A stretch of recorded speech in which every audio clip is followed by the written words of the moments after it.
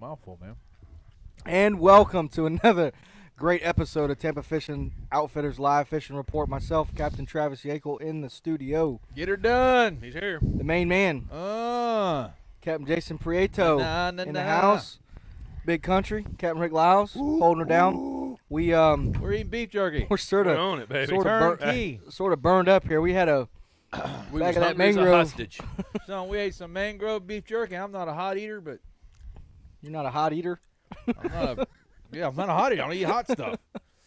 That lit me up pretty good. I mean, I missed a week here, and now you guys tried to poison me with some hot food. And Yeah, man.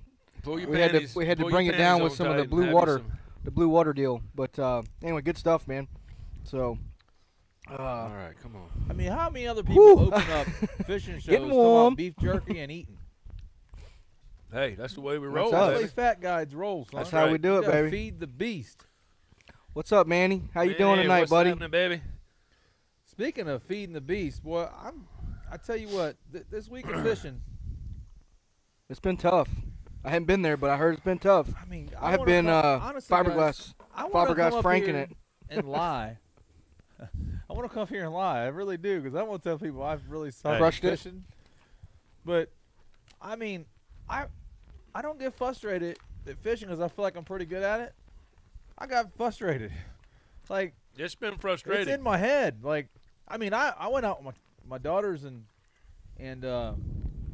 Sunday I took the wife and was like, let's go on the boat. It was a nice day Sunday, and so I said, all right, let's go. I got my buddy Jeff's got one of them GoPro stands with a rod, and so I said, I'm gonna go drop this on my sheep's head spots. I want to see what's down there. Records it, you pull it up, hook it up to Wi-Fi, and so we went out there. Almost lost my GoPro. What, do you get stuck in the rocks? No, let me tell you something. There's a spot that I thought had like Goliath. a cave-style ledge. I got it on film. That sucker goes underneath, like what you would see offshore. Really? Oh, and I got hung. I got it hung, and I was like, oh, you got to be kidding me. How Like, deep? It's about 15 to 18. That's too deep to go down and get it. Yeah. Well, and I started snatching and going. I got it out. But I'm thinking, I just lost my GoPro. Not to mention the stand that wasn't That would even have been mine. great. I would have loved that. I would have loved to hear But, that. man. We dropped it down. Gone. You think you Ledge did- in Tampa Bay. You think Brand new we'd give it GoPro. Brand new GoPro. But Well, did you get the footage? What's yeah, down there? well, I haven't looked on my computer. I've seen some sheep's head, not what I wanted to see. But the water was clear, but it was super green. Super green. So the first time I used it, so I don't know if it flopped over. I need to look. I looked at it on my phone with a sheet over my head out there, where you can pull it up on your computer and see. But I did see some sheep's head, but that You leg had a is sheet? cool. You carry a sheet on your boat? Well, no, like I threw my shirt over my head. Oh. Kinda like they do in hockey when you beat the crap sheet out of shirt. somebody. I got you. I got you. He's got a So, quilt. He's got a quilt. But He was like all prepared. Nice He homemade had his quilt whole on the boat. GoPro kit. It's a sheet, a I miss a tripod. week, and all I do is make fun of me. I don't know. But so, anyways, we did that, and I said, man, I'm gonna run north and try to find some fish. I got a little tip. There was some fish up north. So I said, let's go up there. Of course, I had my 5-year-old. My wife's a little hungover, and they actually had a lot of fun. I just got on the trolling motor, and they laid in the bean bags. Got about an hour and a half for Brooke, my little one's like, Daddy, let's go fast. Is your Let's wife go a lunch? fast. What are you saying here? Huh? Well, she was hungover. She just hung out in the beanbag. They didn't fish. They were like, "Oh, this is nice." You're not following me. Uh-huh. I'm joking. I'm joking. Did I miss it? Yeah, you said my wife's hungover. I said, what is she, a lush? Oh, really? You know what lush means? That, It's a joke. Dude? that. High school jokes. Let's not go college stuff, okay? You put Prieto speechless. I did. You I locked know him what up. to say. I mean, come on. Reboot. Right, yeah, Hey, reboot, I know Jason restart. 14 years. That's the first time I ever locked him up. I've been locked up plenty of times. Anyway, go Let's back with your grease story. let's I won't grease these interrupt. wheels. Anyway, here, so come we on. went out, and man, I seen a lot of promising stuff, but it was all the wrong species. I tell you what, good thing is I didn't see any dead snook. I seen Yeah. actually one dead redfish, small. I think it was probably from gut hook, but I didn't go back up there the next day because we've been fighting negative tides and getting into places. But I tell you what is typically good is not good. I mean, the sheep's head, the ones we are catching are not big. We've had some crazy changes in the weather. I mean, Well, we went from, and I Um, told my customers, we just went from a 67-degree end of the year down to 49 the first week, back up to 60, 50 something, then back up to 63, and now it's cold again. So I don't mind it being cold, but I don't know, man. Even the cold weather stuff hasn't been real good the last few weeks, and I just think it's the erratic change. I don't think it's the water temperature. well, and it's not just inshore. I mean, for those that are listening to us, we primarily fish inshore inside, the bay, flats fishing, but even offshore. I mean, I know several guys that are fishing offshore now. Of course, there's guys that are getting them. They're always, in any fishery, somebody's going to get fish, and from what I've heard, offshore is getting out deeper, going deeper and deeper and deeper, getting to some, believe it or not, warmer water. But the amberjack thing, a lot of guys have been going out amberjack fishing, and I know up until I think the last couple of days it was sort of tough. Some guys went offshore and really didn't do very well. We took a trip. I actually went with Captain James last Friday after the show, and we went offshore and caught some big mangroves, caught some hogfish, caught a few amberjacks, smaller amberjacks. One biggest one was about 36, and we had another one on that come unbuttoned. A lot of meat. Then. But it was a lot of grunts, a lot of porgies. A lot of fillets. Yeah. y'all didn't get Nah, a lot of hauls, nah. did you? I know where you're going. You got me. You reeled me in. Here's your dollar. No. It really wasn't, and that's sort of where I was going with it. It was, I've grouper fished quite a bit where you'll go fish a ledge and you'll drop down, you'll catch 2 or 3 grouper, and then it's gone.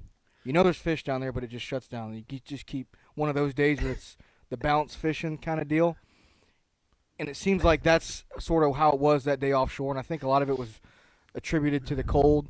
Now, the later the day went, sun came out a little bit, started giving you a little more viz down in the water column, started heating it up a little bit. I think them fish got a little more interested and started feeding, especially middle of the column to the bottom of the water column. But other than that, it was slow. We did catch some fish, but it was slow. And so a lot of guys will say, oh, well, just run offshore. It'll be better in the deeper water. And it's not always the case.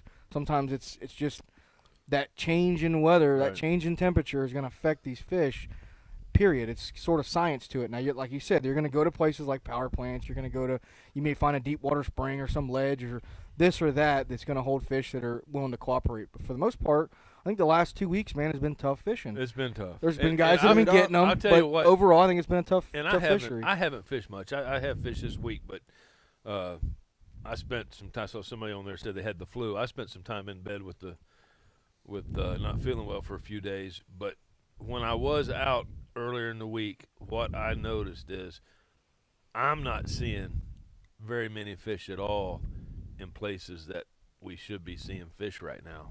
I mean, the water's clear. Yeah. Or at least where I've been going. And I'm not seeing, I mean, I saw some really nice snook, but I wasn't looking for really nice snook. Mm-hmm.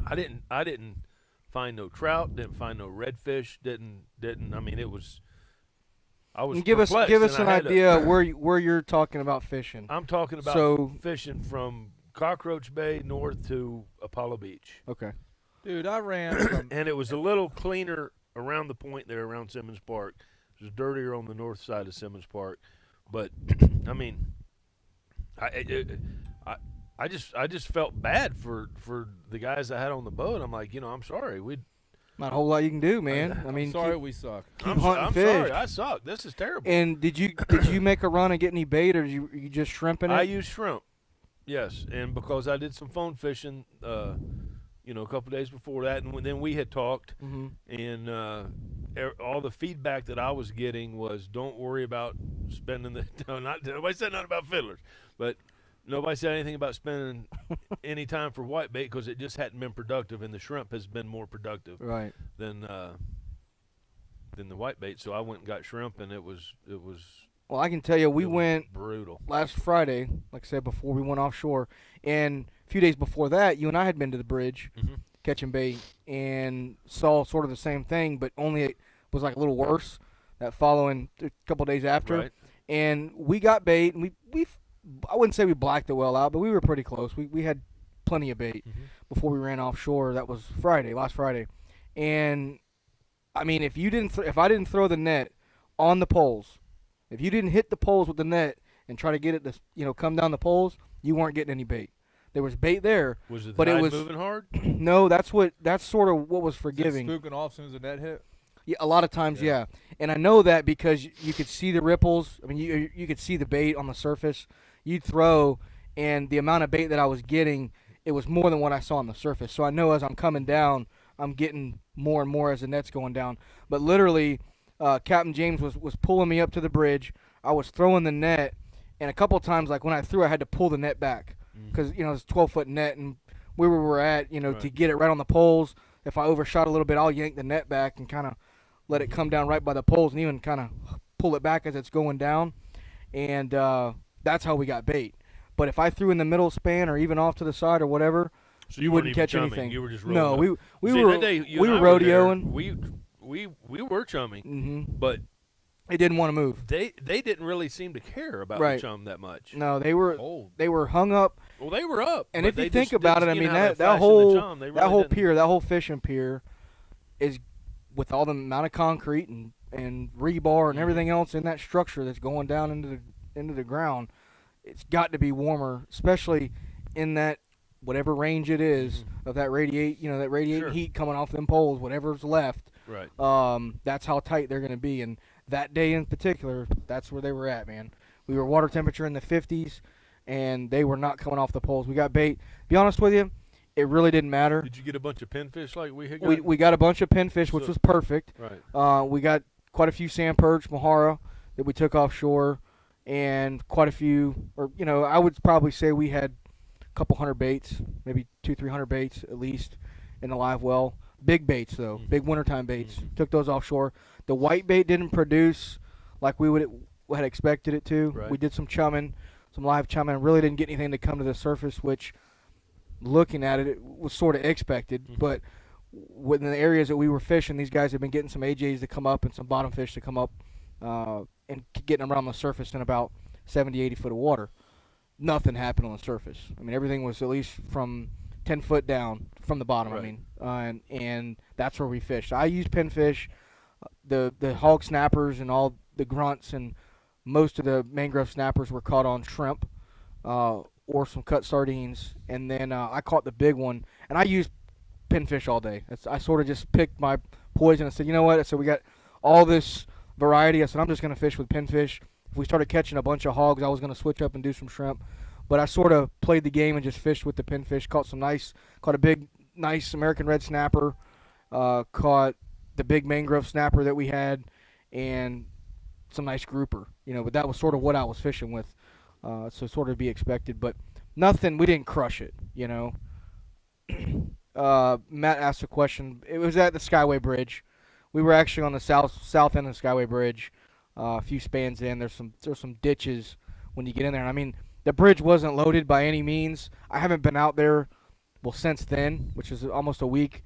I've been off the water, but it was in certain places and then just gone from others. So, when you go to the bridge those days and it's like it's not there, not there, not there, not there, and then all of a sudden you find that one pocket or that one ditch or that one little deep depression, rocky pile, whatever, and it sits there. So it's by no means last week loaded, but we were able to get plenty of bait to do what we needed to do. So that was good. But like I said, the bite offshore, we did catch fish, but it wasn't what we'd expected. We actually did pretty good for the conditions, and basically from what we had heard from other guys, we did pretty good. So my experience on scouting, it wasn't all bad. I went into some stuff in Cockroach Bay, and I said, guys, you know what was weird too is Captain Page, Jeff Page, what's happening, baby? I fished the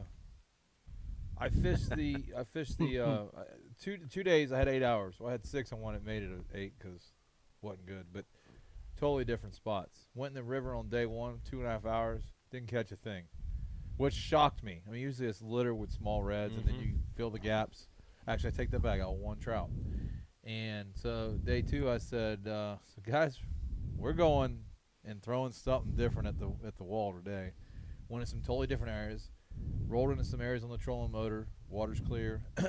Nice redfish. I'm talking like upper slots. I was like, all right, this is good. What surprised me is I rolled up, and we're on the flats. I rolled in some other areas, probably 3 pods of 60 snook. I mean, at first I thought it was mullet, and then I was like, that's not mullet. Like, I mean, it was 100%. Some studs and a bunch of mediums. Of course, we didn't catch them, and I was okay with that. But what surprised me is the redfish. We soaked some shrimp with split shots and free lines on these banks. And I seen them, and a couple swam off, and a couple just tucked in the bushes. So I turned around, kind of real slow, sat there for 30 minutes. And I thought, well, maybe they swam off. So I go back just to see if they're there. They're still sitting there. We just did you get, when you were using shrimp, did you get picked on any pinfish, any small bait fish or anything? Not a lot. Blowfish or not a lot. Nothing? The shrimp were making it. It wasn't like it was because sometimes they can be a nuisance. But what I did see promising, at the same time it's a little scary, is it was like the snook were pre-staging for spring already, and I don't think we're there. No, I don't either. Dude, there's a lot of fish in areas that I don't think they should be. I can tell you, this is going to sound weird, but the last couple days I've noticed, because I've been outside working on my boat trying to get the skiff done, doing some stuff, and I've noticed that bees, flowers, birds, squirrels. What an observant fellow. No, just everything has been like really active. Classroom. No, I ain't kidding, man. The last couple of days, because we had some. What's the pollen count? This is hilarious. Are you hearing what he's talking about? Hey, man, birds and the bees and flowers. Hey, look. But what I'm saying is for whatever reason, everything is sort of coming to life, man. A couple days ago, you didn't see nothing running around. When this conversation started, you had to know I was going to say something. Are we going to hold hands and sing Kumbaya? If y'all want to. God, are you guys hearing Are we this finally going to do that? Man, I've been wanting to do that for a long Please. time, man. Come on, man. Go ahead. Finish your story, because you started. If it ends like it started, I can't wait to hear the rest of it. No, you just, thinking of, I said what first came to mind. When you start talking about spring. Flowers and bees and birds? Well, no, I just said. You got too much time on your hands. So the point I was trying to make was, you said that the fish are staging up like it's spring. And I thought to myself the other day when I was standing out there and I looked around, I'm like, man, there's like squirrels and the birds are going nuts. And I got up this morning, man, I was like 30 dove laying in my yard, and I hadn't even seen a bird in a couple weeks. You hadn't even shot yet. I hadn't even shot him yet. No, he shoots in January. The bullet actually might land in March. He's early. Oh, I can take some doves out, son. Maybe some pelicans. Dave said he wants you and Rick to hold hands. Oh, yeah. Ain't gonna happen. I might make the blacklist, the boycott list. Oh God. Anyway, I hope that's a good sign. I hope that is a good sign that things are starting to get ready. I mean, to be honest with you, man, my gut tells me I think we got one more left. Based on past years. It ain't over yet. If we've gotten a couple cold ones now, we've got a few more coming that are probably going to be as bad, if not maybe, hopefully not any worse. But I'm going to throw a date that sticks, February 15th. Yeah, I was going to say first, second week of February. That's on the your typical day. You've one. said that That's before. the last February one. 15th. December 31st is when we quit with white bait, and February 15th is when we drag the nets back out. That's when sales skyrocket. That's net day. Yeah, because we go hang them on the pilings, and Mr. Lee licks his chops while he's selling nets. Yeah. Well, somebody's licking them. Yeah. But well, guys, we're gonna take a little break. Before we do, we're gonna leave you with a trivia question. I think Rick's got one. I got And one. tonight, what are we giving away, man? We're what do we giving got? away some Berkeley Gulp. I don't have them up here. But Oh, it's some Gulp another package. try and couple get my packages. net away. I just bought I thought this was the prize, No. man. No, but No. side note, guys, best net around. Joy Fish got the insert there. I've said this before on the show. Thing will last you years. Years. Just throwing it out there. Everybody needs a good dip Hey, net. There's nothing wrong with that. Before I I like found that one, I go through them every few months. Well, and like we said too, we talked about you got to put a little piece of hose on there to really pimp it out. So you know, if you're gonna use it, my well I don't mind, but like if I'm getting the grass out of the back of the boat, I like to have it on there because you will scratch it. her up a little bit. But Endorsed by Jason and Travis. endorsed. All right. That This is should the- increase sales by 2. This is a I bought one. Literally 2, Trivia quantity question. 2, not 2%. little different trivia style question than normal. This is going to be a fill in the blank. We need like a Oh. drum roll. Oh, Trivia. Fill in the How blank. about that? And it's a slogan. Turn on the bite anytime. Tie on a blank. blank. Say it again. One more time. We're gonna take a little break. Turn Let you on think the about bite it. anytime. Tie on a blank. Tie on a blank. You gotta guess. Fill in the blank. One more time, Rick. Then we're going to break. I feel Turn like Ricky on the Bobby. bite anytime. Tie on a blank. What is the blank? What is the blank? Think All about it. I feel like Ricky Bobby right now.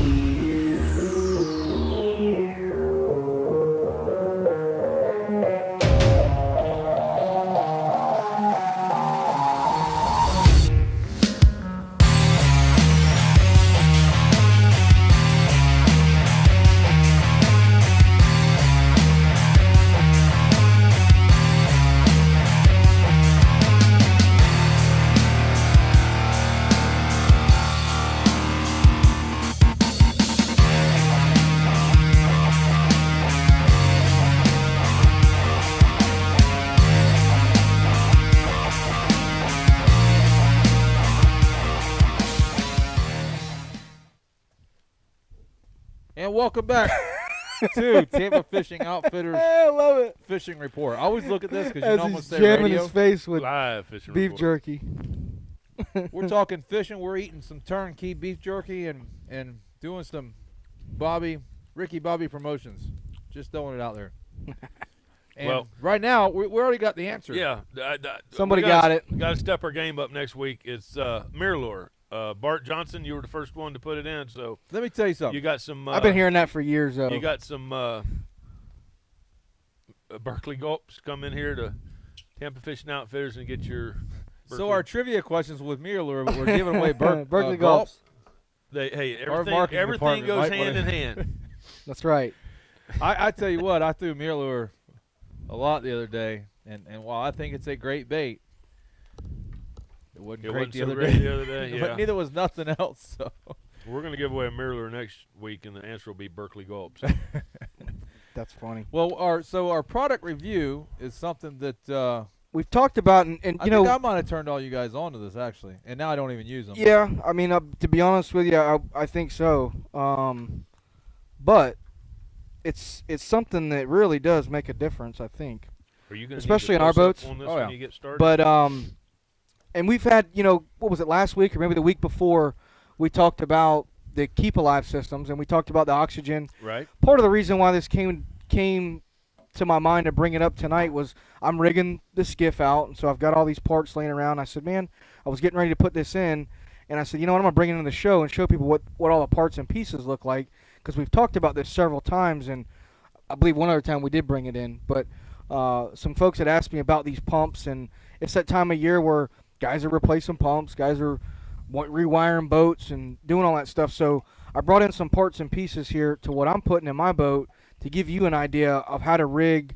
You putting a 700? Do you want Your the live close well. up? Yeah, go ahead and All right. yeah. Let's go to- I'm gonna move the camera. We're going into wide angle you go zoom take a here. break, buddy. Cameraman Rick is gonna bring y'all in here. I'm convinced that would have been easier for me to take that up. All right. So here's your pump, right? So This is the part right in here that's going to be different than most of the live well pumps, right? So this is the part that's going to suck in your air. This is your Venturi portion of the pump. This is what makes it different, is that black box right there. And the way that it works is just like you would normally have your through hull. This particular one's a 1-inch through hull. I want to be putting the pickup, the high-speed pickup that mounts to the back of the boat like this, and then it sort of goes to the bottom of the bottom of the tunnel there. And so this will come through from my through hull. I got my seacock or my ball valve. This is stainless steel 1-inch ball valve. This happens to be the 700 because I'm putting this on my front well in the boat. So these are just rule pumps that Tom over at Keep Alive's got. And he's got his own little base made up here. And these will mount in. This one will actually need a reducer. So I'll have to go 1-inch to 3/4 because, like I said, this is the 700. But you get the idea. So that'll fit in there. If you've got a strainer, your strainer will go in between your seacock or your check valve and your pump. The idea of that is you want to catch any grass or any debris from going into your pump. So you'd have a strainer in between this. So then after you come out of the strainer or out of your valve, that's when you actually would induce the air into the pump. And besides this, it's the same as what you may already have in your live well or in your boat. So you hook this air up and you mount this guy, which Jason's holding on to over here. You get a little valve, and that's going to control the amount of air that you're going to let suck into this pump as you set your flow up. Yeah, just turns. And you just turn this little dial here. Easy. Here. Hose ain't on there very Yeah. well. So anyway, this is basically just a little valve. And so all you're doing is opening and closing the amount of air that this pump's going to suck in. And this hose, you can cut it. It comes with about, I don't know, that's probably at least 3 or 4 feet of hose. Yeah, and to add to that, so this right here, as you can see, you can take a hole saw and put it anywhere convenient in your boat. Or if you don't feel comfortable cutting a hole in your boat somewhere on the deck, you can just zip tie these up. They really don't need to be mounted. It looks better if it's mounted and more convenient to turn the valve, but you don't need to. You can just zip tie it up just as long as the hose isn't kinked. But you can actually shut the air off on this, or you can add as much as you want. I quit running these pumps for my Pathfinder pumps in the leaning post at the top. If it pumped at the bottom, I would go back to these. I don't know. It hadn't been a big enough deal on this boat to where I needed to change because I have so much well. But these are great in the summer. I think a deep well makes a difference. In the summer, you're gonna have, you're basically, the problem with the water. It's in the 90s, and your oxygen level is lower in the water. You ever get all flat, and you guys out there, and all your bait's dead for no apparent reason. You hit some bad water with low oxygen. This is basically a cheap way to put oxygen in the well. You're going to put atomizing air. Yep. That's the key. It's not air bubbles. Like I've got an air bubble pump on my boat, and it actually works pretty good because of where the bubbler is, my sprayer hits the bubbles and puts it throughout the live well.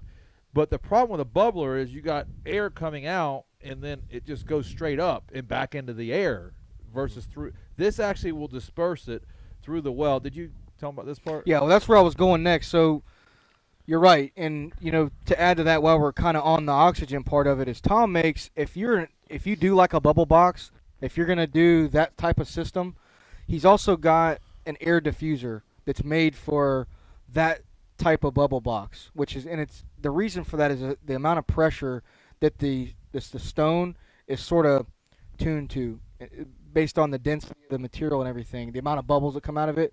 I heard the whole scoop from Tom, but he makes a blue stone and a yellow or a white stone. The white stone won't work on a bubble. Right, that's for your oxygen. I tried it. It's a different. That's actually ceramic, but the blue stone that he has is just like what you'd go to the fish farm store or Walmart. It's the same type of stone, but I recommend buying his stone. It throws a ton more oxygen than the regular. I'd say the less expensive stone. If you're really into that, if you're into that, and they do a test. Go buy the little $3 bubble box with the 2 AA batteries. Go buy Tom stone. It's like 20-something bucks, $30. But you buy that stone, get the regular stone that comes with it, set it in there, and turn it on, and then turn the other one on, side by side. It's like night and day. You'll see a ton more oxygen, atomized air, bubbles coming out of his stone than the other one. So That's the flip side of that. But to continue with this and what Jason was saying is not only does this kit come with the air hose, the valve, and the Venturi portion of the pump, but the kit actually comes with its own discharge or feed into your live well. So basically, this guy here, you would drill in just like you would. I believe it's an 1.5-inch through hole fitting. You would drill this into in mine. I have 2 of these, so I have 2 in the bottom of the well, and you screw this guy down in there, put the nut on there like that. But the cool thing about this is now you've got directional flow. Yeah. So, and I'm concentrating that flow. So if I was just had an open pipe, this is trying to squirt out, I'm definitely not going to get the amount of pressure, the amount of flow You're not that gonna I push would. that atomized air throughout the well. Exactly. So when I put this cap on there, now I'm creating a nice stream of flow pushing into the well. When this guy's sitting on the bottom of the well, you point it out. I mean, it really bubbles, and you'll see the oxygen coming up. And a lot of times the way I do it is, and you and I sort of did the same thing, is to set your air, you turn your pump on. A lot of times what I do is I'd open it all the way up first and watch it. It'll start bubbling. You'll get these big, weird bubbles like it's sucking too much air, and then you start closing that valve down, adjust that, and then all of a sudden you'll hear your pump start to wind. It'll pick up right, and you'll start to see this nice little. I like to hear it fizz almost. When that air's coming or when that water's coming to the top of the surface. You'll know when you get it right. It'll start fizzing, and that's how you get it dialed in. Because if not, it doesn't work.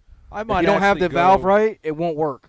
It'll just be these big fat bubbles. So you do have to adjust it and get it right. So, but that's the system we were talking about. That's the keep alive pump.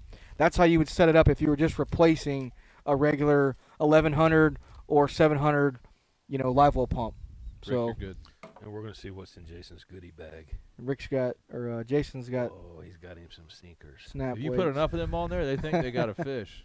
When things So, are real slow, you just rock put a and bunch roll, of baby. split shots on there. Uh-oh. What happened? See? There we go. Got it. idea. Got it. Back in business. These are good systems. I'm going to go ahead and give his number out. Tom's a good guy, man. He can get you the replacement pumps. Downside to this kit, these pumps are hard to find a little bit. So when they don't go bad that much, and they're a pain to get off. I don't like this part of it, but the good side is you can get the pumps from him, buy the replacement cartridges for a pretty good deal.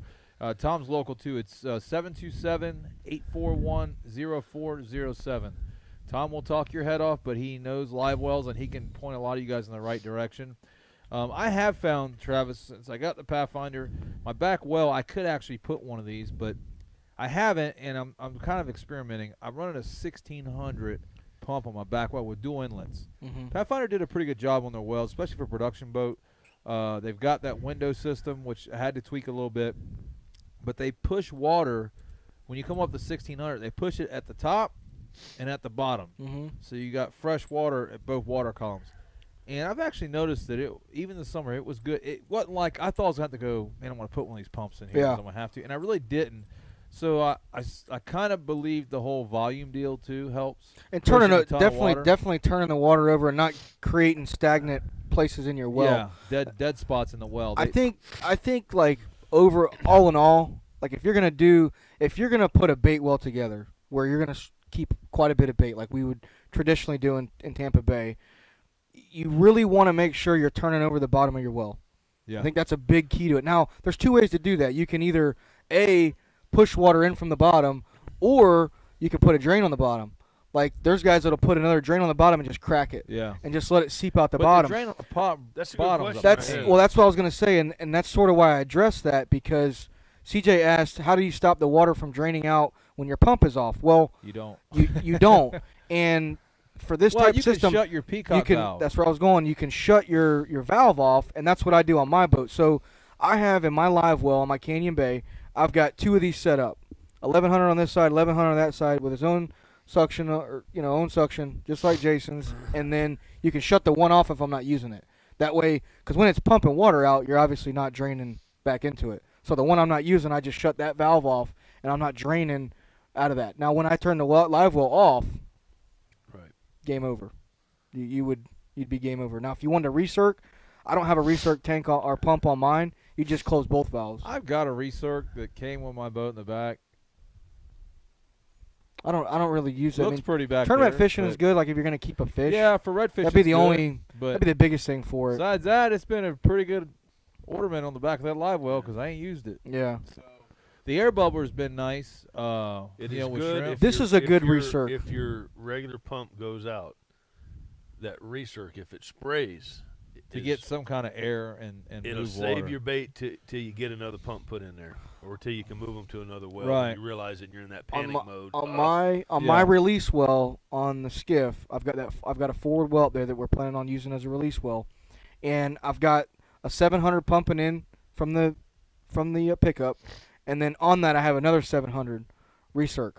That's just this air system, so you can use this. It's actually, if you look this up, you won't find it's really not labeled as a pickup pump. It's not labeled as, and it's not really and Tom don't made like the right. It's not really made for the way that I just showed you, where you put it directly to your through hull and you use raw water coming in. These are actually built for recirculating kits. This is built to hang it on the inside of a live well or on the outside of a live well and recirc and put air into your tank. And if you did it that way, you don't need the strainer. Right. You wouldn't need a strainer. You wouldn't need anything. But talking about recircing, if you're gonna recirc, why not put one of these in? Well, that was the thing. and induce air. It's sort of When I did get my boat, I didn't know what they were putting in there. Well, they just put a regular 500 recirc rule. I'm looking at this going, yeah. You can throw this guy in there. yeah. And- what I might do on my next boat is buy one of these recirc kits and put it in Mhm. because I think it's a standard and just I don't know. And they make it in the traditional like 45. This is just the straight nipple. yes, But you can get it where it's got the 45 on it. You can just check it out. But any kind of pump arrangement, he's got it in this too. So just to throw that out there. But anybody got any questions? I know that was quite a bit there we talked about, but well, pumps are important. it is important, and it's that time of year where I think a lot of guys are working on their boats. So I thought it was kind of helpful. I was right in the middle of it, so I said, let me bring this in and kind of show so creative. what we're doing here with that. Yeah, it's But- and on a second point, you can see. I want to add something for a safety feature. You can see that everything we were putting up here is plastic. Shut-off valves is very important because if one of these breaks and you don't have a shut-off valve, you could easily be swimming with your boat. Mm-hmm. I know one thing that impressed me about Pathfinder when I got it, and it's actually to get that certification. I think it's the yacht certification saying you're at this certain standard. I'm sure ABYC? Ranger does it. Yeah, whatever it is, or some kind of certification is pretty important, or they wouldn't do it. They have shut-off valves on anything that goes in or out of the boat. Any kind Drains of or anything. Drains. Everything's got a shut-off valve, which my other boat didn't have that. And I kind of think it's overkill, but it's kind of nice to know because when you need to shut off something, it's usually in a bad situation. Typically, you need to shut off a drain. You have a pipe come off.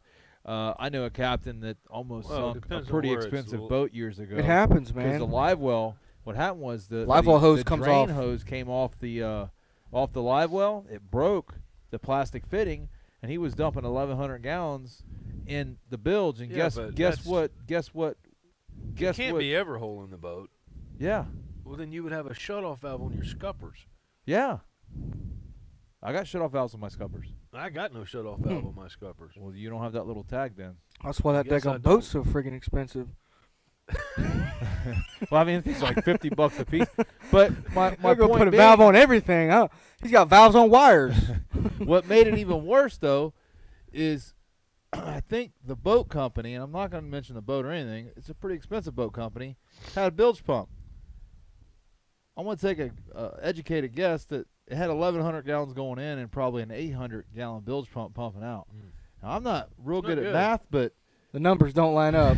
it ain't making a whole lot of sense. Anyways, he almost it was going, it was down. They had to get customers, and I mean, it got serious. Well, So having your point boat, being- your boat won't sink, will it? I mean, it's I don't know, and I don't want to find out. Let's They go say try. none of them are unsinkable, but I don't know. I don't want to take that chance. I don't think my I boat think will I sink. think they could all It go may float down. upside down. I think they don't could all go down. I don't think. Yeah. I think I they mean, could all go down. that's the new claim. The to fame Titanic with went down, boats. bro. Yeah, the Titanic was supposed to be unsinkable. Titanic was made out of metal. Call it what you want. They said it wouldn't go down. Are and you it went sure the down. Ranger's not really aluminum on the inside? They really got lead. I actually am. On the outside of the stringer system is actually lead filled. They said it's foam, but it's lead. You know, But anyways, you could actually there's actually an air hole in there. You can fill that back up. That you may just be a little low on air. That's my bad. having ball didn't valves on research stuff, guys, if you do any kind of through hole stuff, is always a safety feature that's gonna help you. And Brass you're or possibly stainless, saved. like you said, brass or stainless on shutoff valves. I wouldn't recommend like a PVC valve from. Yeah, You know, I thought you you were want- asking me. I'm No, like, No. I'm Good question, saying they all work. as no. far I'm as just I saying know. like because a lot of guys will go to Home Depot and get a Schedule 40 PVC shutoff valve and try to No. rig it in. You don't want to do that You don't because wanna those go will crack. plastic on shutoff Those valves. will crack. Brass or aluminum or brass, aluminum, or stainless. I mean, I went with stainless. I like the stainless personally over the brass. Yeah, I don't think I would do. I'll tell you. But- aluminum. Yeah, aluminum's going to cost you a crap load of money too, but so it's soft. I'll tell you how far they went. I was impressed on my boat on the cutoffs. Is they've got two pickups, and one of them it shares two pumps, one for the back and one for the front. They got a cutoff on each pump, not Yeah. just the main one. Right. So like you can individually Work on one pump and still let the other one run. And I mean they could easily cheap that and still been Sure. safe. And Yeah. I thought I was impressed by the. No, 'cause when I looked in there. from and what I I've go, heard, man, Pathfinder's got some valves, dude. they got some valves. dude, you go They back got some there. valves. I have to show you. They got cutoffs on everything It's going a out of the valve boat. show. It is valved I out. want to see it. I got to see it. I got to see it now. No, I'm not. I gonna want to show see you. your valves. Just saying. You look back there and ain't nothing but like 50 shutoff valves. You guys are sinking. Thing looks like an orange juice plant. I ain't going gonna there. sink, bro. I ain't sinking. I don't think anybody goes into it saying they're going to The sink. orange juice ain't gonna bottling sink. line back I'm there. I'm gonna gonna sink cut. a I'm gonna, Ranger. that one that don't have a shelf valve. I in the bet you Ranger, can't I'm go gonna cut online that. and find a Ranger that sunk. Oh my goodness. What's Hold so what's on, going what on about the Facebook? Okeechobee boat? What Okeechobee what do you boat. guys got going on here? Who's all watching us? We got Jay-Z watching. We got Captain Ty watching. Captain Ty went out with us. He was there fishing with us. Actually, we went to his spots, some of his spots, and caught some fish. So that was fun. Appreciate that. That's it. Yeah, we had a good time, man. Good people. I Good can't people. see- I Caught some gotta bait. He move. was with us on the bait adventure. They had me out there, man. I got out there and I seen your. dude, it was Gumby like suit. it was like 50. Yeah, had the Gumby suit on. I sat in the back on the way in. I got a freezer suit, and I sat on the back, and Ty's wife sat on the other side of the skeeter, and I sat in them little pop-up chairs in the Yeah. back, and I'm sitting there, and just the way we were running, man, I was just catching this little spray, shoo, shoo, which wouldn't be bad, like from the ride from say the bridge to Cockroach, but 20 miles offshore, by the time we hit. So you're saying the skeet ain't so dry? By the time we hit Anna Maria Island, man, I mean, I was peppered, just soaked from. Why didn't you move? I couldn't. I was so cold. But so, but the water's hit. but I me. wasn't. I shouldn't say that. I wasn't that cold. But I knew if I started moving around, I was gonna get cold because all the water that was on me was gonna start seeping through the suit. So I just sat there and let it all run. It keep hitting Did me. you act like a piling? Act like a piling. Jeez. I was good though, man. I gumbied up and we had a good time, man. Caught some fish and Travis, hang out with some Travis cool tells people. me on the way home, he goes, we had someone back out on the trip. If you want to go, you can go. I he said, goes, "What's supposed to I be said- in the I said, morning?" what time are y'all leaving? He told me what time. I said, well, what's the temperature going to be then? He said, hang on, let me look. freezing. 44. Yeah. I'm out. We rolled out to the bridge, I man. didn't get an invite, so you're better than me. I took the Gumby suit off, and I was like, man, this is gonna be cold. I loaded that net. I probably threw, I don't know, 8 times maybe, and we got enough bait. But I was ready to. White night, baby. My fingers, dude. That's the worst part about it is throwing and throwing and throwing and getting all that cold water, man. My fingers were like frozen by the time we wrapped it up. But it was a good time, man. We had a good time. That's the good thing about this time of year. It's not super hot, so it's a little different. But you know, you could still. I mean, to me, I still enjoy myself. Part of the reason is there weren't a whole bunch of people out there. You weren't fighting with a whole bunch of people. You weren't fighting a whole bunch of fish either. But you know, you take some, you lose, you win some, you lose some. You know. That's no, true. it was nice. And you don't know this till you week. go. And like I said, as far as I was concerned, on our trip, and we went on a pretty cold day, man. We did well, I thought. You know, we caught quite a few fish, different species. Got some some, like I said, some hogfish, some amberjacks, some groupers, some We were snappers. supposed to go Good time, hog man. fishing Sunday. Jeff, he was wanting to go, and he had some boat issues that I actually came over Friday night and kind of helped him figure out with my old boat that fuel related. But I love those. oh no, it's worse than yours. Yes, you trust me. do. It was worse than yours. Trust me. Ooh. But we didn't end up going. I was wanting to go, but we were talking about going Sunday. I was like, well, we can take my boat, and he was all about it. But I'm leaving for Breckenridge in 7 days, and the wife was kind of giving me that going out of town guys trip for. You're going to go ski in the snow and complain that it was 50 Snowboard. degrees here. Snowboard. Snowboarder. Like So- a runaway beer truck on a snowboard. Oh, man. Hey. It's bad. So, It's 18 bad. wheeler lost the brakes. Just stay away from the yellow snow, man. Hey. Stay away from it. Those aren't. But so we didn't end up going long, but that's when I ended up going and scouting with the kids and stuff, which was fun. But fishing's going to get better. It's been kind of bad this week, but it's got to get better, or we're all going to need career changes. But on a serious note, there was a lot of promising stuff that says spring's right around the corner. And like I said, I have kind of, in a weird way, wanted a cold winter. Not like super cold, but normal, because Right. it has helps. jacked up our spring. It and helps. it's jacked up our tarpon seasons. And a few years past, I'm You know truly what- a believer that's some of the problem with our tarpon. You know what I'm really hoping for this year, and I really think it's going to turn on. You remember, I'm going to say 4 years ago,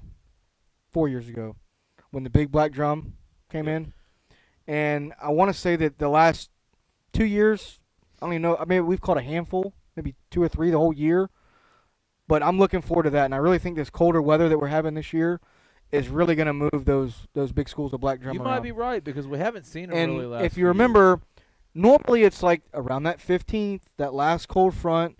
I think it marks sort of our last deal and coming into spring, and that's when those bigger schools of the big black drum will show up. I can tell you they wasn't on the South Shores. I looked. For I them know it's yesterday, generally as of yesterday.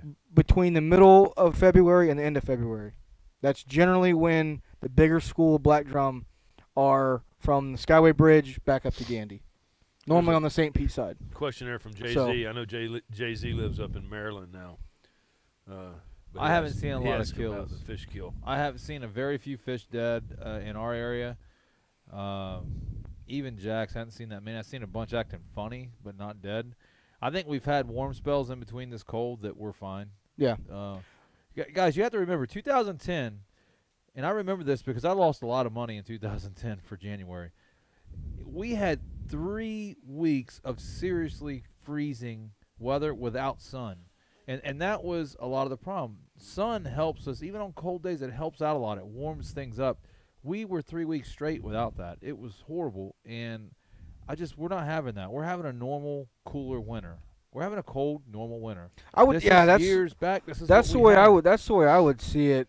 I mean, granted, it's different for us because we haven't had a cold winter in a couple years, But I definitely don't think there was anything out of the norm yet. We've had some cold days, blah, blah, blah, blah, blah. But for us, now, snow in Louisiana and that kind of stuff, that's pretty historic. Like, that doesn't happen every year for sure. It's not normal. That's what not was normal. Snow But in Louisiana. but, That's kind of not normal. I mean, like it South happens. Louisiana had snow. Yeah, but that's not But normal. fortunately, we sort of missed that. We got cold, but we didn't get anything like crazy.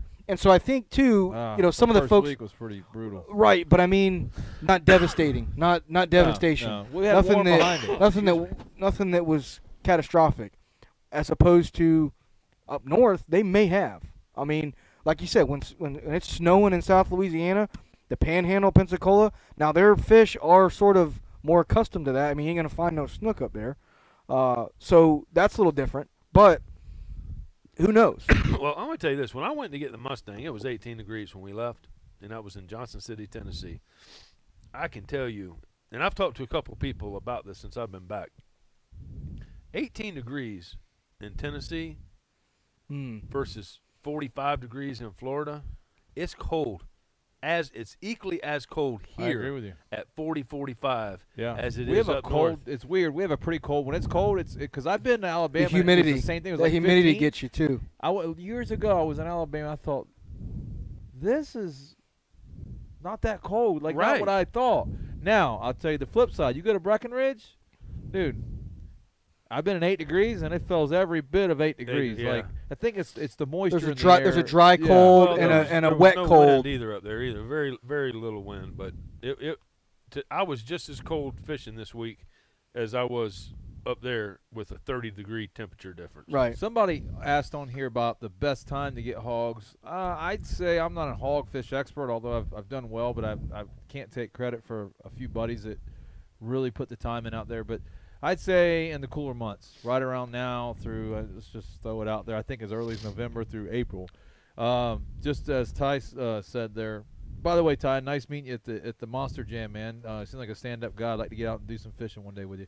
But like he just said, a shrimp on a knocker rig or even a jig head. I don't technically know if that's legal, but you probably want to use a circle hook. I don't know if it's the jig head thing's technically Or just legal, mackerel but fish on the everybody uses bottom. it. Yeah. You can really get away with that. You can. I mean, You can. listen, On the hogfish? I've caught mackerel on the bottom at 80 feet. That's typically the way to go. Spanish. But yeah, just bottom fish. Downsize your leader. Use lighter rods. The fight on them things. It reminds me. Hog fishing reminds me somewhat of sheep's head. It's like a sheep's head on steroids. The fight is way better, but the Yeah. bite is very subtle. You feel a thump, and you feel weight. Right. And the Right. weight is almost like it's hung up, but it's not. It's the Right. fish grabbing that. And a sheep's head will sheep's head pecks Right. a little more, but then you get a big one, they go thump, thump, and then you Right. feel that weight, and then you lay into Till them. you crank that joker up and you go to lip him, and that 14-inch hogfish has a mouth that opens up the size of that Mountain Dew bottle right there. Dude, I tell you what, we had some They got a hogs. crazy old mouth on them. You ever They seen do. one? I've But never we caught had one. some hogs, man. I'm telling you. You ain't never caught one? Unless they come into the bay. No, Rick. All right, next trip, you're guaranteed coming. With I had a guy give We've said me that. one. We've said time. that. We've no, heard we've that. heard We've that. heard that We one. heard Well, that. he didn't It invite was me yeah, last yeah. years one, ago. I got an so- invitation. Hey, I I had a guy it give was me a their big fault. hogfish one time, and I cleaned it and ate it. But no, I've never caught They are one. delicious. I can tell No, you the that. fight on them it's like a sheep's head. I'd like to. But It's on my bucket list. Jason, take me. All right, but I can't. I got to take Jeff because he really. He he's really- pays. No. Because he knows the spots. Yeah. Well, no, I know the spots. I've done it on my own once out there, but no, it's the fight on is crazy. Like what I liked about it too is you're not fishing big drops. So like Jeff was like, when I was like, what do I use? Because it's like an in between fish. You don't want to use grouper rods, although you can. So I was using my 4000 Right. series reels. Well, the next time I went, he's like, I said, man, I'm using my light stuff because I always like to kind of press the issue. Sure. So I had 15-pound braid, 2500 Daiwa ballistic with a St. Croix. I used my St. Croix Avid 7-foot, like what I use in redfish tournaments. Mm-hmm. Dude, I had that rod like on a big one.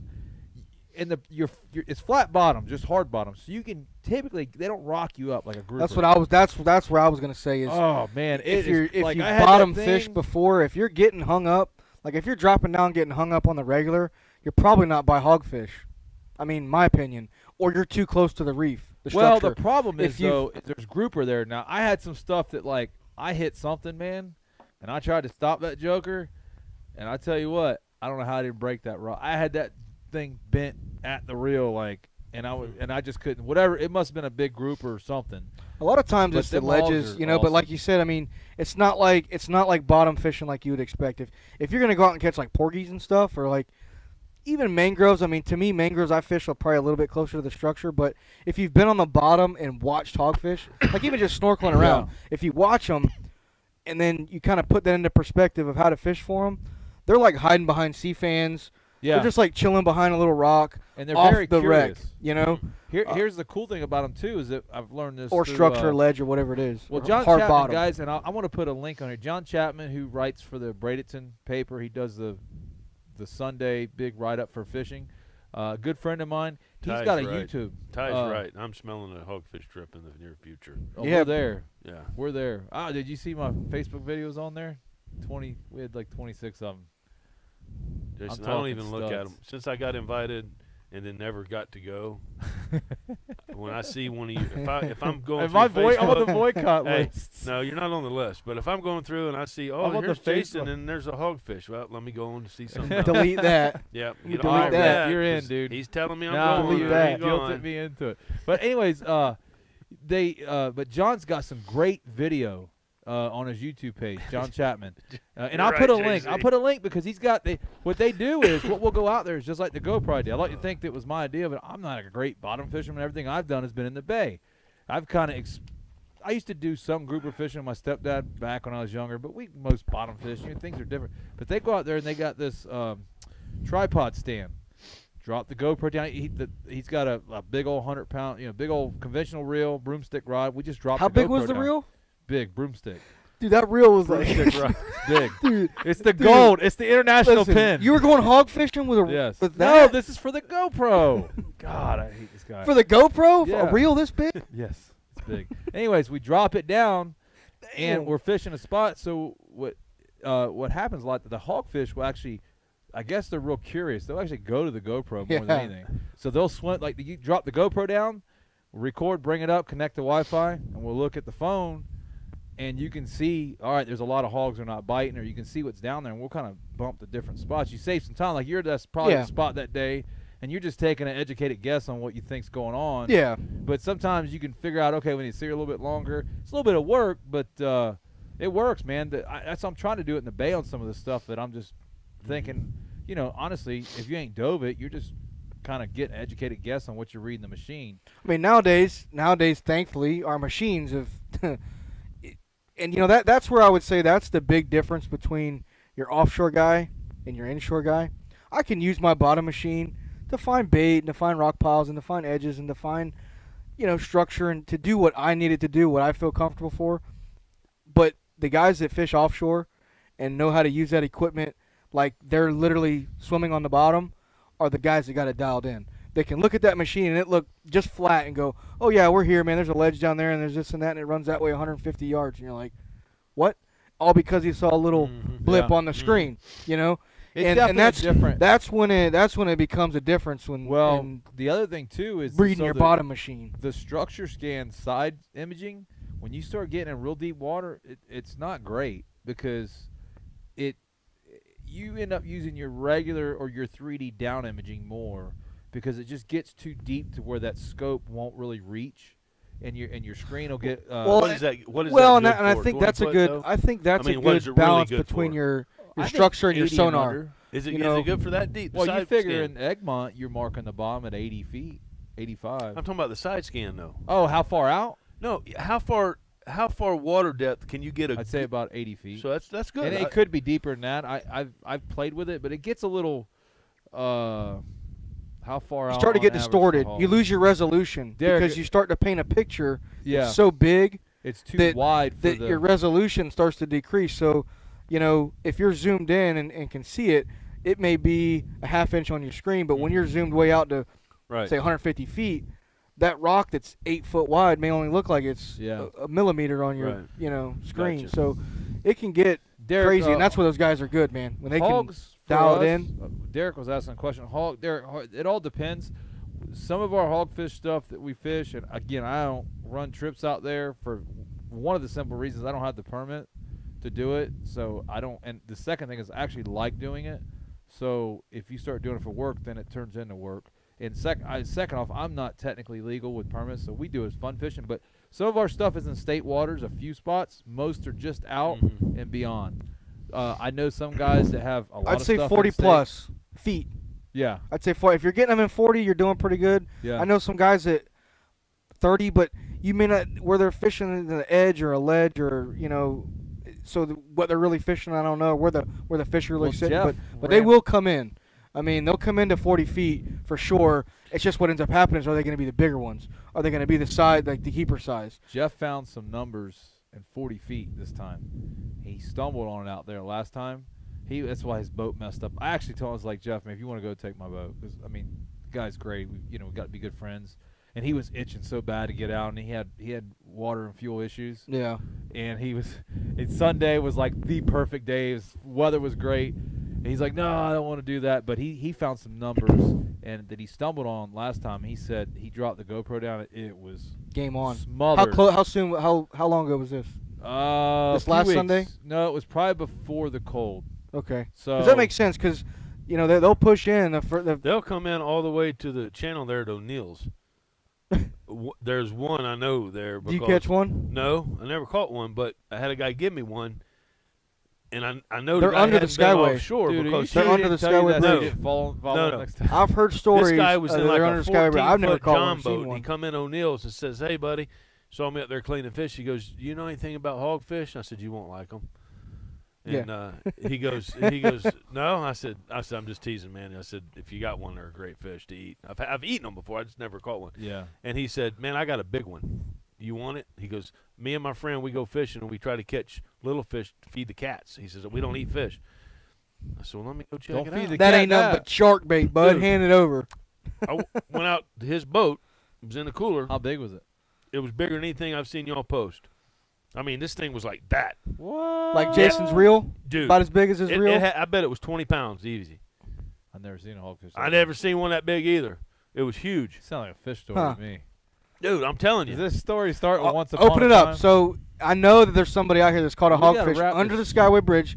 We got about another minute or two here. Dude, I'm telling you, I got a 10.5-pound bass on the wall, and it would have weighed double that. Would've up ate there. it. Really? You sure it was a hog? Yeah, I'm positive it was a hog. I know what they are. I just never caught one. Like a This story snook. is so deep right now. It's like a snook. I know what they are. There you go. A 25-incher was caught on Skyway December 30th. There you go. Yeah, Right see, there. that's I've See, never- we're all about- running to the wrong that's spot. about right. You know, and before we wrap this up, something that I've been talking about, and me and my cousin just talked about it the other day, is, you know, guys will run out 8, 9, 10 miles to get to 40 feet, and it's a half a mile from Piney Point, or a mile. The 40 feet, the depth. Right. Oh, The depth yeah. is what I'm saying. And, you know, that's something like Charlotte Harbor and stuff like that. We benefit from having this giant shipping Right. channel. It is a gateway to the Gulf. Sure. You know, and there's no telling when you spend the time fishing the edges of these channels that whatever you would find in that 40 feet offshore, you can find in this bay. I mean, it's here. I The think big problem gags. is- I would imagine that there's hogfish somewhere. I'm telling You you, know, this thing. I he don't know says if there's the 25 numbers, inches. but You know, some of the I bet problems. they this creep How up in many here. times do we bottom fish with shrimp besides sheep's head Yeah. time? No, Never. it's Snapper. Yeah, snapper and, Well, sheep's but head. we Yeah. usually use white bait. What I'm Right. saying is, we don't go out there exclusively with shrimp, and you pretty much need it. I mean, we had a funny little joke go on the boat. I told Jeff, I said, I'm catching the first hogfish on white bait. Yeah. He goes, you ain't going to do it. I said, I caught a sheep's head on white bait. I'm going to pull off a hogfish.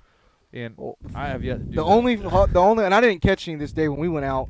We didn't catch a whole bunch of them, but I was fishing with pinfish. But I have caught a hogfish before. Dude, And the only one I've ever caught was caught in a canal in Isla Mirada, and he was probably Don't go, JC. maybe Don't go yet. I maybe gotta 10 tell you inches something. long, and we were fishing for pinfish to go tarpon fishing. But Well, anyways, I'll tell we you gotta this, wrap it. We do. We're going to wrap it, but if you're going to go hog fishing, you better get your wallet ready, because I never thought in my life I'd use 50 dozen shrimp on a trip.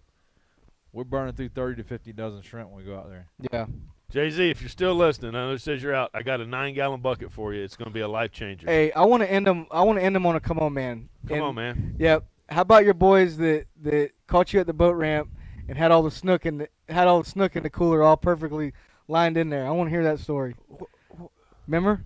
They were jumping, or the trout. No, what they was were it? ladyfish. I know that now. Well, never mind. Forget it. Yeah, the Really? guy told me, hey, look at all these. I asked him how they were doing. He says, man, we hammered the trout. And I said, really? He said, yeah, I didn't know they jumped. I said, can I see them? Because I'm thinking the guy caught snook. I've had trout jump a few times. I go Not there. typical. Old boy flows up the cooler like that, man. He's proud as he can be, and he's got 8 of the prettiest ladyfish packed on ice you've ever Game seen. over. Hey, Rick said he had them stacked in there like You didn't Coronas. ruin his party, Like did you? Coronas. You couldn't get the heart to tell him. Rick said, man, those are nice. I said, no, Those they are- were oh stacked. my They weren't God. up and down. They were like cigars laying Oh. there. I said, that's you had a good That's a day. heck of a catch right Yes, there, sir. buddy. Well, hey, with that, guys, I think we're gonna wrap this show up. It's been great. Thanks for tuning in. Till next week, tight lines and catch 'em up. Out.